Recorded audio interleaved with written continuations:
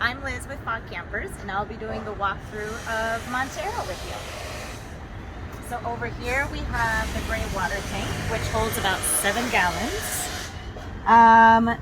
To remove the gray water tank, push this tube up here and then just flip it to the side. This garden hose attachment, this is your overflow. So whenever you fill up the gray water tank and it's at its max capacity, it's going to overflow. So when you're washing dishes in the sink and you start hearing water coming out below, that's just your overflow working. So to detach the overflow, push this piece in and pull it out. And then all you do is just take your tank out, pour it into any plants or any toilet, either works, and then place it back in. The overflow just locks back in here. This pipe goes right here, and then be sure to really put it in there because you don't want any water just spilling out. And that's your gray water tank. You have your counter space here. To release, push these levers right here and let it fall.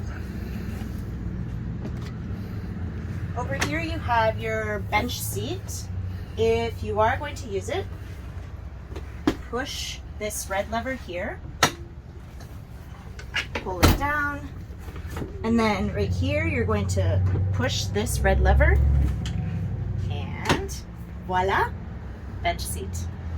To put it back up, simply push this red lever again, right here. This red lever right here, you're just going to push it up and it stores right back there. Most of your storage space is going to be up in these 3 cabinets right here. Then you have a little extra space here for any spices or whatever you want to put there. A lot of your kitchenware is going to be stored right in these drawers.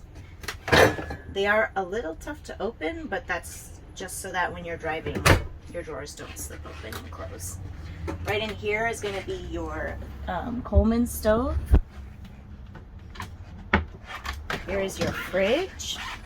To make adjustments to your fridge, there is the adjustments can be made right in there.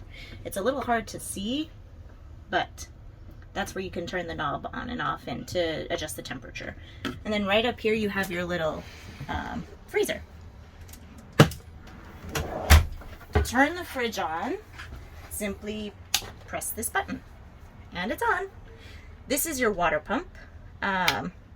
You can leave it on, but I would recommend only turning it on when you're going to use the water for your sink or for your outdoor shower. This overhead lights, to just tap it to turn on and off. If you want to dim, just place your finger and hold it down and then tap. This is for your floor lights right here, so you can also dim these. This is your circuit breaker. There's no need to touch this. This is mainly for our use, but just to let you know what the big red knob is. This is your inverter, so whenever you want to use any of the outlets to charge your phone, plug in your laptop, or plug in any houseware device that you want to use, just hold down the blue button and it's on, and it shows you that you're at full power. And then once you're done using it, just hold the button down again and it'll turn off.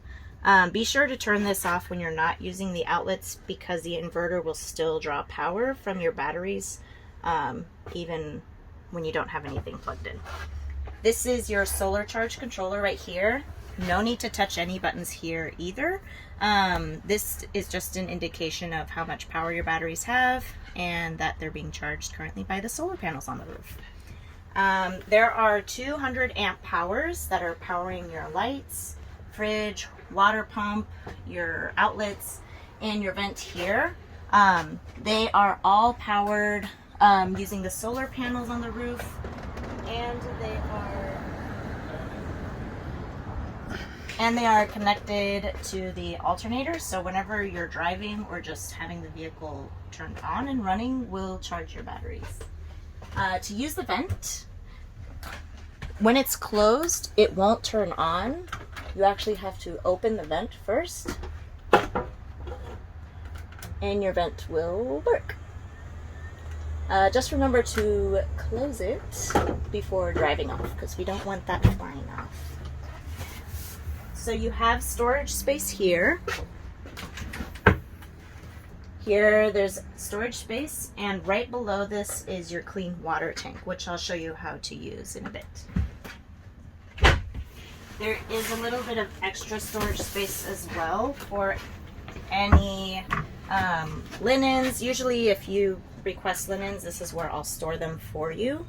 When you put the table into a bedding area, this table will actually store right here, but I will show you how to do that in a quick second.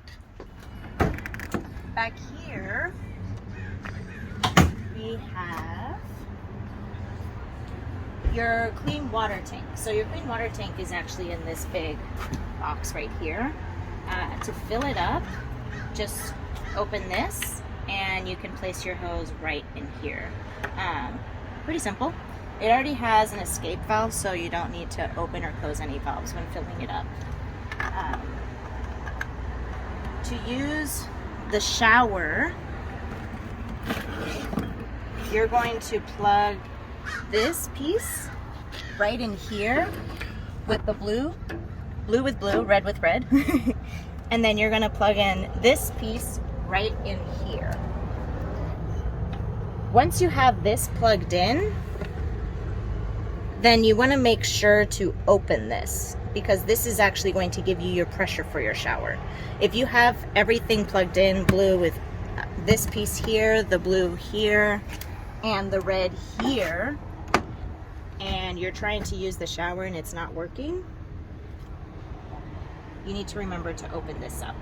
Now, don't open this without your hose in there, because opening it will spray water.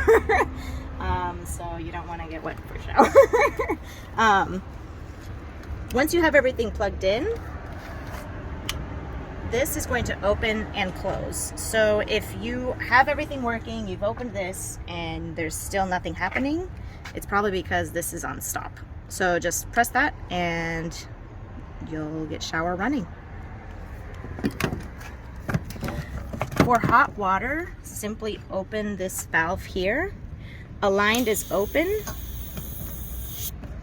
and perpendicular is closed. This is going to adjust your temperature. I would highly recommend starting at minimum and then working your way up, because it can get very hot.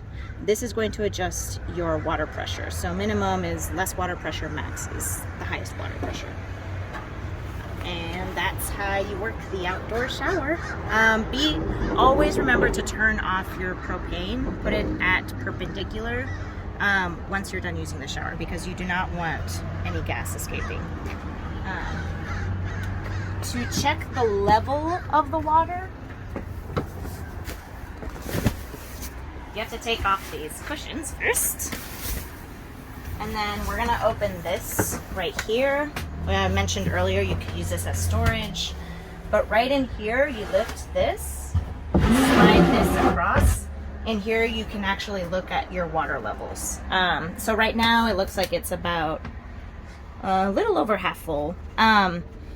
When you do fill it up, make sure to leave a couple of inches below. This is your overflow right here.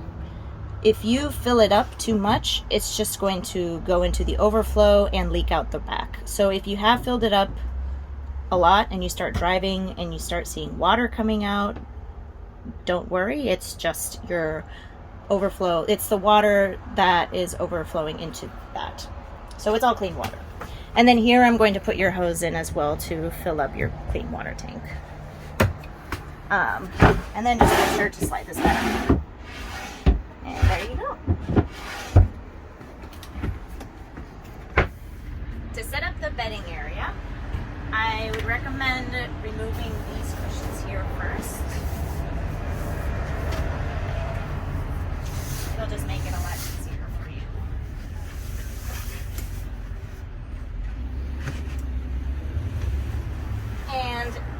table is going to remove from these poles, and these poles remove from the bottom metal platforms. I would just set your feet right on top of both platforms and pull up. That will happen. Lift this storage space up, and this table is going to store right in here.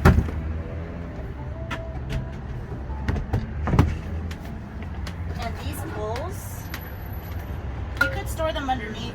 I would just put them right in here as well. It just makes it easier for you. And then close that. I recommend when rotating these metal platforms to do it from this end. It just makes it a lot easier for you. So you can just slide these out, rotate, and then actually just slide it right in here. That's just a lot easier.